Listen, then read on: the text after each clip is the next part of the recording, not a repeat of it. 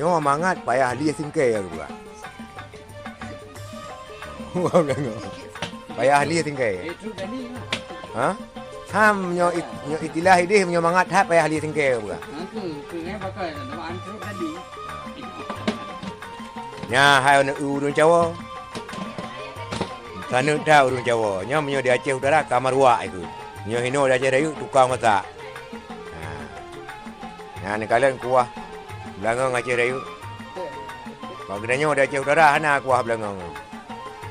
Hana, apa ni kuah Belangong? Hana kamu kuah Belangong ini. Nah, di Aceh Dayu.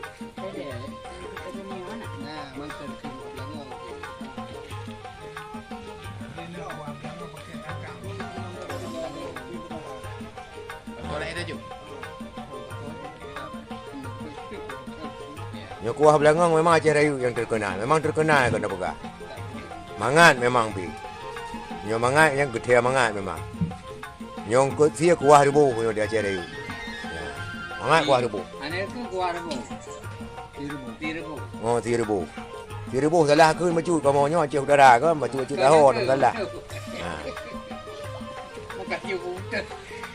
Ni po rumah apa? Nyo di Aceh Timur. Ya, kuah Belangong Aceh Dayu. Hilap bacu puno watai mukai hanarum nyan. Hanaru dah pegat video.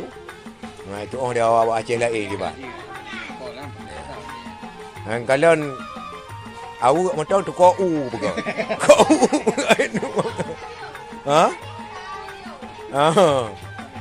Kau nya biasa kau nya nak ini. Gimana? Ngambak kala. Ngambak kalah, bukan ngambak kalah hayu kalau. Nyo menyo kuah Belangong tak contoh ba Aceh lain je. Ngambak kala ni anak trip malah nak badung. Nah, ni kalian kaki Jawa menyokong dengan tukar u ke awak memang hana mangat lagi. Payah pegat tukar u, menyo jamun ke pegat bak kalah. Ya. Nyo mangat payah lih singkai dengku. Kuah Belangong Aceh Dayu.